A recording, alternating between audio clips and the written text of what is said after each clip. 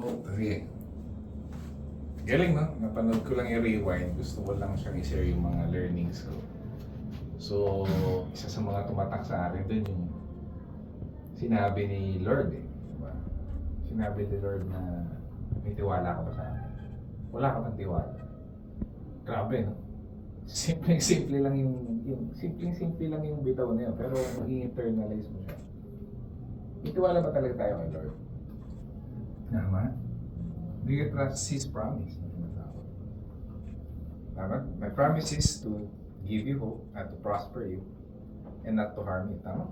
Kaya lang, magugulat ka, kaya iba nahihirapan sa mundo simply because they're doing their way. Ano yung ginagawa nila yung tingin nila kung ano yung tama.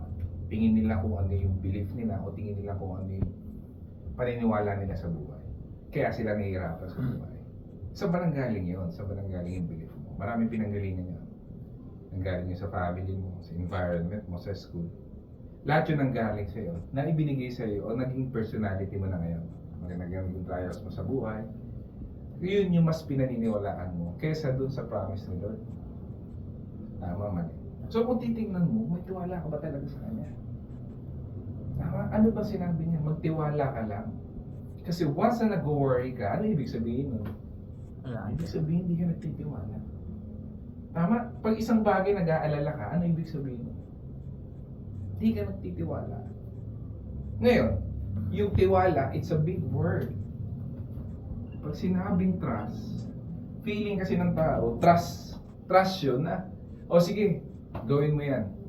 Basta wag mong gagawin to. Yun yung feeling nila eh. May condition yung trust. Tama? Pag kunyari, for example, meron ka sa isang bagay, meron kang mahal sa buhay.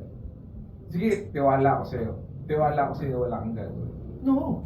Tiwala kayo na sense na kahit anong mangyari, okay yung gagawin niya. Tama? Kasi sa atin may condition eh.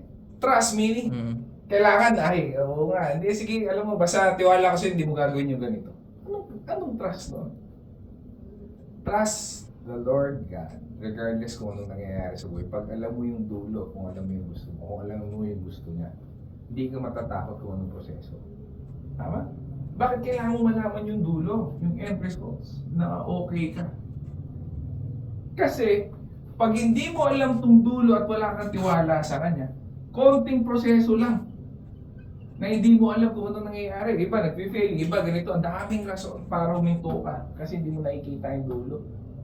Kaya nga kailangan malaman mo kagad yung dulo, kailangan malaman mo kagad yung promise niya na regardless kung anong mangyari sa'yo, okay ka. Tama. Hindi yung sa alam na alam mo dahil limitado lang yung alam mo. Tama, lahat ng nasa utak mo, nakabase lang yan sa mga information, sa basa mo, napanood mo, lahat yan limited. Paano yung hindi mo alam? Eh karamihan ng tao, actually, kaya ka lang naman nai-stress simply because pag hindi nangyari dun according dun sa alam mo. Tama, mali. Ay, meron akong gustong gawin na ganito, eh kaya lang hindi yun yung plano. Bitaw ka na. Eh yun pala yung plano ni Lord. So all you have to do is really trust Him. Kaya ka lang nag-aalala kasi hindi mo pa siya ganong kakilala. Pero once nakilala mo siya, ay nako, may wala ka. Lord God, thank you so much. Amen. Amen? Amen.